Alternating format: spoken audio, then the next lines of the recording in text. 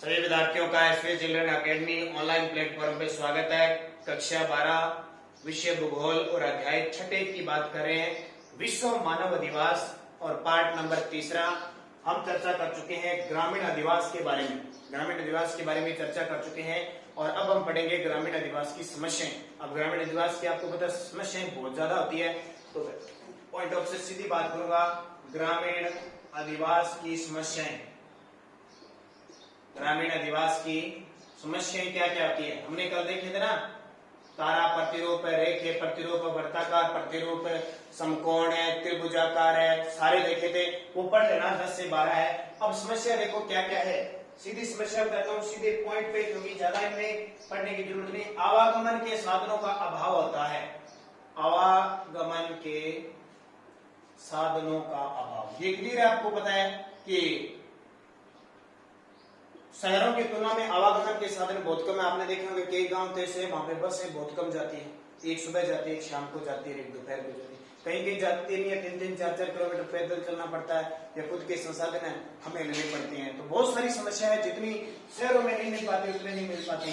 दूसरा, स्वच्छ पेयजल का अभाव। स्वच्छ पेयजल का अभाव आपको पता है, इतना स्वच्छ पेयजल प्राप्त हमें नहीं हो पाता गांव क्षेत्रों में, तो वो भी एक बड़ी समस्या है। तीसरा पॉइंट, स्वास्थ्य सेवाओं का अभाव। स्वास्थ्य सेवाओं का अभाव। अब सीधी बात देख लो, आप गांव में रह रहे हो, बहुत सारे विद्यार्थी गांव में रह रहे हो, आपको आना पड़ता है, रावड़ा आना पड़ता है। हमें रावड़ा से कई बार गंगानगर जाना पड़ता है, घड़साना जाना पड़ता है, बीकानेर जाना पड़ता है। क्यों? क्योंकि हमारे स्वास्थ्य सेवाओं का अभाव है। इतनी ज्यादा हमें चिकित्सा सुविधा नहीं मिल पाती जितने बड़े शहरों में मिल रही है ना।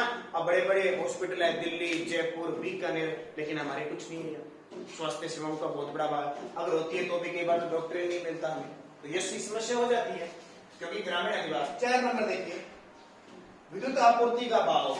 ये तो आपको पता ही है, विद्युत आपूर्ति का अभाव। ठीक है, गांव में लाइट जाती है, एक बार लाइट कट लग गया तो जल्दी से आती नहीं। शहरों में क्या होता है, लाइट जाती नहीं है। बड़े बड़े जो भी क्षेत्र है ना, वहां लाइट नहीं जाती कभी। क्यों? क्योंकि उनको पता है अगर 1 घंटा लाइट चलेगी तो पता नहीं उद्योगों में क्या हो जाएगा, मशीनरियां सारी बंद हो जाएगी, लोग जो छोटे छोटे घरों में रह रहे हैं गर्मी से मरने लगेंगे। और हम क्या करते हैं, गाँव में है और जैसे लाइट चलेगी, हमारे वृक्ष है कोई वहां या खुले स्थान पे चले जाते हैं। तो एक बार लाइट करने के बाद 3 से 4 घंटे, 2 घंटे, बहुत ऐसी समस्या आ जाती है। और रख रखाव भी इतना नहीं होता जितने शहरों की लाइटों में होता है, तो वो भी अभाव है। 5 नंबर देखो, रोजगार के साधन, रोजगार के अवसर बहुत कम है। रोजगार के अवसर न होना है क्या? अब रोजगार के अवसर ऐसे जारी भी, एक तो नरेगा में जा सकते हैं या जो मजदूरी करते हैं वो लोग, लेकिन जो पढ़े लिखे लोग हैं उनको गांव में रोजगार नहीं मिलता। कोई शिक्षण संस्थान में पढ़ाने जाता है तो भी बड़ी शिक्षण संस्थान शहरों में होती है, वहां जाया जाता है। कोई और काम किया जाता है, दुकानों पे लगते हैं, कोई उद्योगों में लगते हैं, कोई ये सारा, तो वो रोजगार के अवसर काम मिलते हैं, शहरों में मिलते हैं, तो रोजगार की भी समस्या है। 6 देखिए, तो इनमें पढ़ लेना थोड़ा थोड़ा, कोई ज्यादा समस्या नहीं है। सूचना तकनीक व दूरभाष सुविधाओं का अभाव। सूचना तकनीक व दूरभाष सेवाओं का अभाव। बहुत सारे गांव है जहां नेटवर्क नहीं अब तक मुश्किल से कॉल हो पाती है। शहरों में तो 4G, अब कई शहरों में तो 5G स्टार्ट हो जाएगा। हमारे अब तक 2G नहीं चल रहा, कहीं 2G नहीं चल रहा, कहीं 3G नहीं चल रहा, कहीं 4G नहीं चल रहा। ठीक है, कहीं संचार नहीं है, दूरभाष। पहले तो, अब तो फिर धीरे धीरे मोबाइल आ गए, पहले दूसरे टेलीफोन वाले, तो वहां तो बिल्कुल भी नहीं होता था। और सूचना अब मोबाइलों से मिलने लगी है, संचार की दुनिया में। तो पहले कोई सूचना नहीं मिलती थी, कई बार तो डाकिया कोई ऐसी काम होता था, वो दिन निकल जाता था, डाकिया डाक बाद में लाता था। तो ग्रामीण क्षेत्रों में दूर होने की वजह से, संसाधनों की कमी होने की वजह से यह अभाव पाया जाता है। और 7 नंबर, उच्च व तकनीकी शिक्षा संस्थाओं का अभाव। उच्च व तकनीकी शिक्षाओं का अभाव। देखो ग्रामीण क्षेत्रों में न तो कोई ढंग की शिक्षा दी जाती है, कोई स्कूल है तो कोई 5वीं तक है, 8वीं तक है, कोई कैसे पढ़ा रहा है, अच्छा स्कूल नहीं है, और स्कूल है तो वहाँ अच्छे टीचर नहीं है। तकनीकी की तो कमी है ही है। बड़े बड़े जोधपुर, जयपुर और बड़े शहर है, वहाँ पे तकनीकी टेक्निकल सारे सिस्टम है, बड़े बड़े IIT, IMS है, हमारे क्या कुछ मुश्किल से, ये जो स्कूल है इन्हीं में भी मुश्किल से पढ़ाया जाता है, न कोई अच्छे टीचर मिलते हैं। तो ये सारी ग्रामीण अधिवास की क्या है, समस्याएं हैं। ग्रामीण अधिवास की समस्या समझ गए, इनको एक बार जरूर आप पढ़ना ताकि आपको पता लग जाए। अब हम बात करते हैं शहरी अधिवास। शहरी अधिवास की या नगरीय अधिवास की बात है।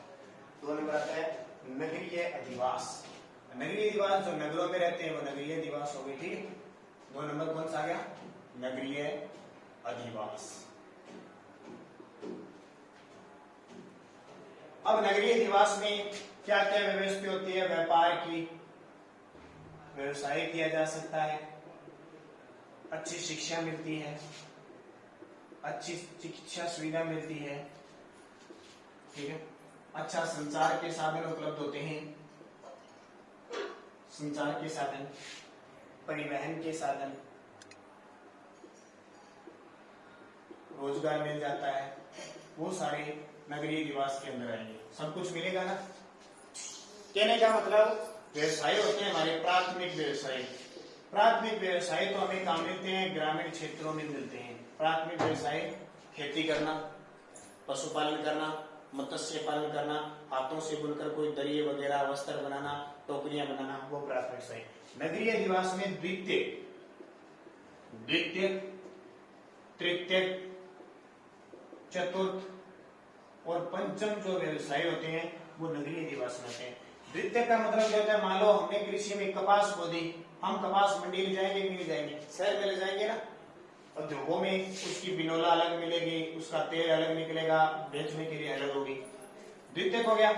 तृतीय में क्या होते हैं, तृतीय, चतुर्थ, पंचम में और आते हैं। तृतीय में तो बड़े बड़े उद्योग आते हैं, बड़ी बड़ी कंपनियां आती है। चतुर्थ पंचम डॉक्टर, शिक्षक, कर्मचारी, प्रशासनिक अधिकारी, सरकारी कर्मचारी, सब किसमें आते हैं, चतुर्थ पंचम गिनती में आते हैं। तो ये सारे काम मिलेंगे नगरीय अधिवास। आज बड़े डॉक्टर के पास जाना है हमें, बड़े डॉक्टर के पास जाना है तो क्या गाँव में हॉस्पिटल है, नहीं है। बड़ा शिक्षक है, अपने गांव में तो फर्स्ट ग्रेड है, आरएएस अधिकारी, आईएएस अधिकारी बहुत कम लगते हैं, लेकिन बड़े बड़े शहरों में आईएएस अधिकारी, जिला कलेक्टर वगैरह सारे होते कि नहीं होते। तो ये सारे व्यवसाय किसमें आ गए, नगरीय अधिवास में आ गए। इसके अलावा नगरीय अधिवासों की विशेषता है, नगरीय अधिवासों की विशेषता क्या क्या है। देखो विशेषता सबसे पहले तो जैसे उल्टा हो जाएगा, ग्रामीणों का उल्टा हो जाएगा, इसकी विशेषता देखिए। नगरीय अधिवास की विशेषता क्या क्या है। नंबर 1 इसकी विशेषता है उच्च जनसंख्या घनत्व होता है। नंबर 1 उच्च जनसंख्या घनत्व। उच्च जनसंख्या घनत्व का मतलब गांवों से लोग शहरों में जाएंगे, शहरों में जगह थोड़ी होती है, लोग ज्यादा होते हैं तो घनत्व होगा ना। अभी मैंने आपको पहले जनसंख्या बताई थी, उसमें बताया था उच्च जनसंख्या घनत्व होता है। नंबर 2 त्वरित गतिशीलता। त्वरित गतिशीलता का मतलब भागदौड़ रहती है हमेशा, सुबह से शाम दोपहर, किसी व्यक्ति को टाइम नहीं होता है अपने अपने काम में, किसी पूछेंगे नहीं टाइम नहीं है, न वो ज्यादा बोलचाल करेगा न बात, यानी त्वरित गतिशीलता रहती है। उनको इतना काम ज्यादा होता है कि गतिशीलता परिवर्तन होती रहती है। कहीं उद्योग स्थापित हो गए, कहीं को रख रखाव अच्छा हो गया, कहीं सुरक्षा की दृष्टि से खूब सारी, आज 2 साल पहले 50 बसें चलती थी, 2 साल बाद 70 बसें हो गई, 100 बसें हो गई, ऐसे गतिशीलता परिवर्तन होता ही रहता है शहरों में। 3 नंबर देखिए इसकी विशेषता क्या है। 3 नंबर है पक्की सड़कें व पक्के मकान होते हैं। पक्की सड़कें व पक्के मकान होते हैं। ये तो जाहिर सी बात है, ऐसा शायद ही कोई घर वगैरह होगा कि जहाँ कच्चे होंगे, यानी जो सही रूप से शहर होगा वहाँ पक्की सड़कें होंगी, पक्के क्या होंगे, मकान। और शहर सरकार भी वहाँ पे पक्की सड़कें सारी बना के देगी, अच्छी अच्छी व्यवस्था। आप बड़े बड़े शहरों में जाना, आपको इतनी खूब सारी सड़कें वगैरह, इतने बड़े राष्ट्रीय राजमार्ग मिलेंगे, अंदाजा एकदम सोचो कि क्या वाह खूब है। कई बार तो अपने पुल पर चढ़ते हुए या घुमावदार पुल होते हैं बड़े बड़े, वहां बसें वगैरह चढ़ती है तो कितना सुंदर दृश्य होता है, ठीक है। तो वो सारी मिलती है।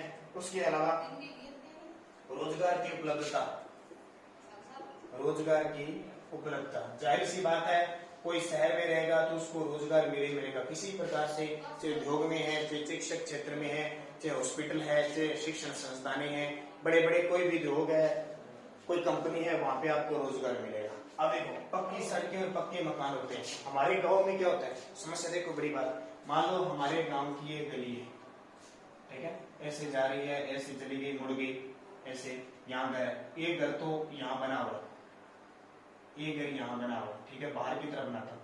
एक अगला घर आएगा अंदर बना हुआ था, एक घर आएगा आधा इधर अंदर बना हुआ है, कोई इधर बनेगा, जगह थोड़ी थोड़ी होती है। फिर खुले होते हैं तो क्या होता है, रूढ़ी देखा, रूढ़ी इसको हम कोल्डी कहते हैं, गोबर की खाद। कहीं तो रास्ते में होती है, यहाँ आ जाती है, यहाँ ऐसे रास्ते में। कहीं किसी का गाड़ी खड़ी है, यहाँ गाड़ी बाहर खड़ी है, बैलगाड़ी होती है ना वो खड़ी है। कहीं कचरे का ढेर पड़ा है, कहीं कीचड़ पड़ा है, ऐसे होते हैं हमारे गांवों की तो गलियां। लेकिन वहां क्या होती है, पक्की होती है।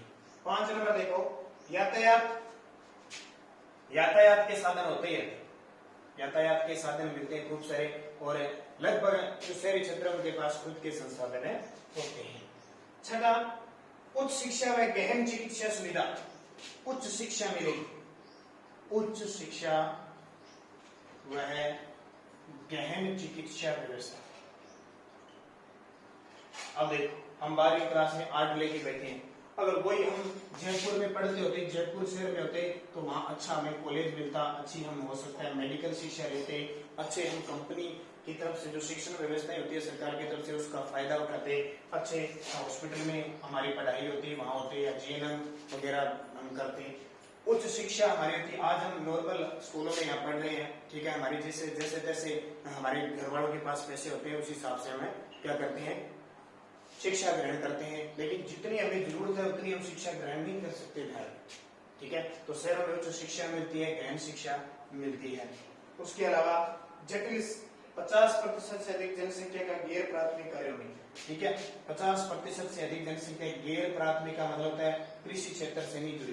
गैर प्राथमिक का मतलब कृषि, मत्स्य पालन, पशुपालन, जो नॉर्मल मजदूरी करते हैं वो उनको छोड़कर बाकी 50 सारे क्या है, शहरी क्षेत्रों में कोई कंपनी में लगा है, कोई शिक्षण संस्थानों में, कोई हॉस्पिटल में, यानी खेती के अलावा जो भी काम होता है वो किया जाता है। 8 नंबर विशेषता, जटिल श्रम विभाजन है। अब उद्योगों में काम किया जाएगा तो जटिल काम किया जाता है, सुबह 8 बजे से लेकर शाम 8 बजे तक। और गाँव में क्या होता है कि 10 बजे चले गए, 2 बजे आ गए, 4 बजे गए, 6 बजे आ गए, अपने हिसाब से काम करते हैं। लेकिन वहां इनको काम करना ही पड़ेगा। हमारे खेत में हम जाते हैं ना, सुबह गए शाम को नहाएंगे तो नहीं चले, लेकिन औद्योगिक क्षेत्रों शहरों में हमें जाना ही पड़ता है, जाना, ठीक है, तो वो श्रम विभाजन हो गया। इसके अलावा देखो और क्या विशेषता है, और विशेषता है सामाजिक प्रगाढ़ता का अभाव। सामाजिक प्रगाढ़ता का अभाव, प्रगाढ़ता का अभाव का मतलब, इसका मतलब क्या हुआ कि हम गांव में तो क्या करते हैं, एक पड़ोसी दूसरा पड़ोसी पूरे गांव को जानते हैं, सबके साथ मेल मिलाप रखते हैं। लेकिन बाजारों में, शहरों में ऐसा नहीं होता, पड़ोसी पड़ोसी को नहीं जानता, इतना काम में व्यस्त रहता है कि किसी के साथ अपनत्व की भावना नहीं रखता, दूरी नहीं रखता है। होती है सामाजिक प्रागढ़ता, यानी समाज को लेकर नहीं चलता। दादा दादी, उसके माता पिता कहीं रह रहे हैं, वो पति पत्नी के साथ कहीं रह रहा है, उसे कोई मतलब नहीं उनकी सेवा हो रही है कि नहीं हो रही है। कई लोग तो इतने कर्मचारी वर्ग के होते हैं कि अपनी माता पिता को अनाथ आश्रय में छोड़ आते हैं। तो वो थी सामाजिक प्रागढ़ता का भाव। और 10 नंबर आपकी जो विशेषता है वो है तीव्र सामाजिक और आर्थिक अंतर। तीव्र सामाजिक व आर्थिक अंतर। देखो, पैसे के मामले में और सामाजिक के मामले में बहुत ज्यादा अंतर पाया जाता है। कोई तो शहर में बहुत ज्यादा अमीर है और कुछ के पास एक बहुत ही कम गरीब है, तो अमीर लोगों की संख्या बढ़ती जा रही है। तो समाज गरीब अमीर होंगे तो वो क्या मध्यम वर्ग के लोगों के साथ तालमेल नहीं करेंगे, इससे उनका समाज बिगड़ेगा। तो धीरे धीरे सामाजिक प्रगाढ़ता या सामाजिक जो समाज है वो भी दूर होता जा रहा है। ये सारी 10 विशेषता है किसकी, नगरीय अधिवास की, ठीक है। अब देखो नगरीय बस्तियों का वर्गीकरण कैसे होता है, मैंने ये चीजें बता दी आपको, बहुत इंपॉर्टेंट है। ऐसे क्वेश्चन एग्जाम में आते हैं, नगरीय अधिवास की विशेषता बताइए, आपके एग्जाम में आ गई, ठीक है। अब आप देख रहे हैं कि नगरीय अधिवास का वर्गीकरण, नगरीय जो बस्तियां हैं उनका वर्गीकरण, नगरीय बस्तियों का वर्गीकरण।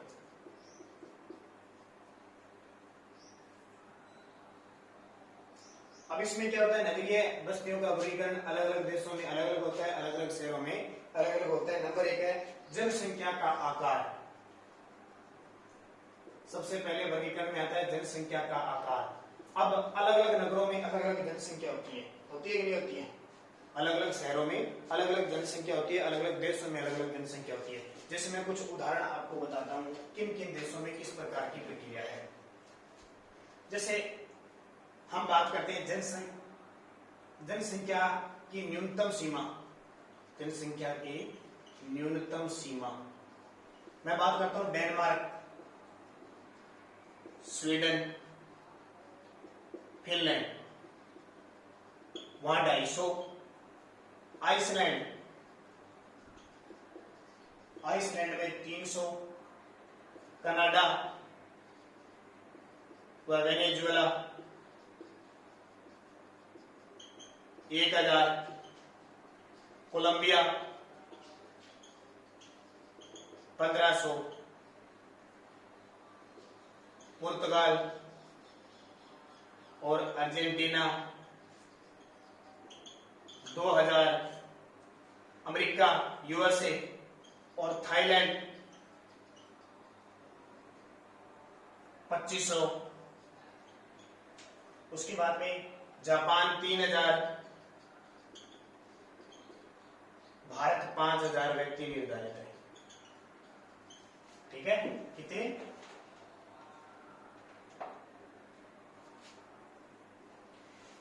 किसको शहर माना गया?